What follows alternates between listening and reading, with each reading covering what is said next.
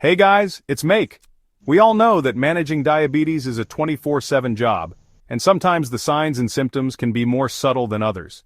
The evening hours can unveil a distinct set of symptoms that every diabetic should be keenly aware of.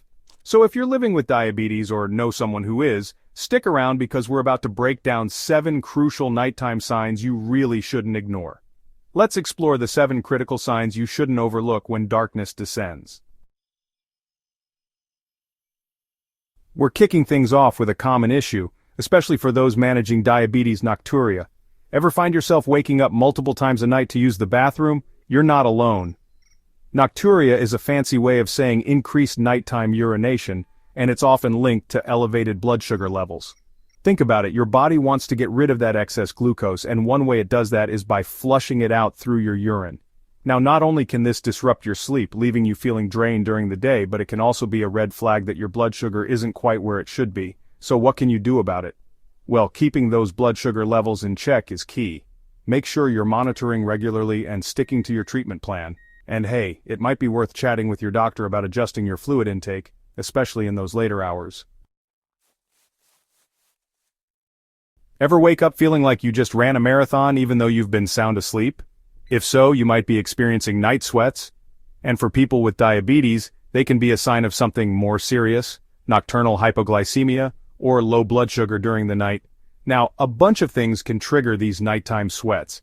It could be certain medications, intensive insulin therapy, even something as simple as an imbalance in your meals, or a killer evening workout. Listen, waking up drenched in sweat is never fun, but more importantly, it's a signal that your blood sugar might be taking a serious dip while you sleep. So what's the game plan? Monitoring your blood sugar, especially before bed, is crucial. And as always, talk to your doctor. They might need to tweak your medication or help you pinpoint any potential triggers. Oh, and one more thing.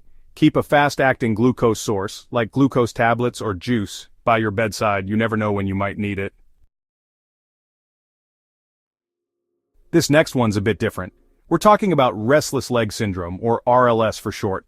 Imagine this, you're trying to relax, maybe get some shut-eye, but you get this overwhelming urge to move your legs. Itchy, tingly, almost like something's crawling under your skin. Not exactly a recipe for a good night's sleep, right? Now, while RLS can affect anyone, it's often linked to a common diabetes complication called peripheral neuropathy, which is nerve damage caused by prolonged high blood sugar. The good news is that managing your blood sugar can help big time. Keeping those levels in check can lower your risk of developing neuropathy in the first place. But even if you're already dealing with RLS, there are things you can do. Cutting back on caffeine and alcohol can make a difference, and regular exercise can also be super helpful. Just avoid going too hard, as that can sometimes make things worse. And hey, don't underestimate the power of a good leg massage. Chapter 4, Sleep Apnea, when breathing gets interrupted. Okay, this next one's serious, guys. Sleep apnea is more than just snoring. It's actually a disorder where your breathing repeatedly stops and starts during sleep. Now here's why it's a big deal for people with diabetes. Those pauses in breathing can mess with your sleep quality and lower your oxygen levels, which can then lead to insulin resistance and make it tougher to manage your blood sugar. Plus, guess what's a major risk factor for both sleep apnea and type 2 diabetes?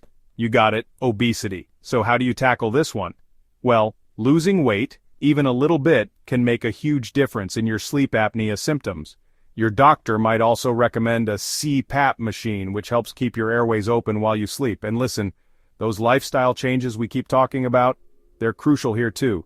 Cutting back on alcohol and sedatives can help, and try sleeping on your side instead of your back to prevent airway blockage. Chapter 5, Nighttime Hypoglycemia, the Silent Threat. We talked about night sweats earlier, but sometimes low blood sugar at night can sneak up on you without any obvious signs.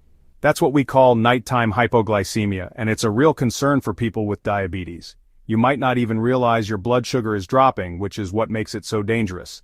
But here's the thing. Your body will try to tell you, even if it's subtle. You might have vivid dreams, wake up with a pounding headache, or feel super sweaty without any explanation.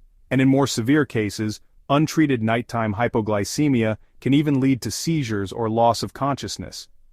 So, what's the takeaway? Always check your blood sugar before bed. If it's on the lower side, grab a quick carbohydrate-rich snack to prevent a dip during the night. And of course, never hesitate to reach out to your doctor. They might need to adjust your medication or insulin dosage to keep those levels stable. Chapter 6. Can't quench your thirst. Nighttime thirst and diabetes. We've all been there, that annoying feeling of thirst that just won't quit.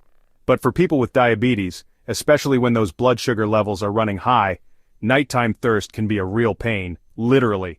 See, when your blood sugar's elevated, it acts like a magnet for water, pulling it away from your cells. Your kidneys then kick into overdrive, trying to flush out that excess glucose, which leads to, you guessed it, increased thirst and those pesky nighttime bathroom breaks. So, what can you do?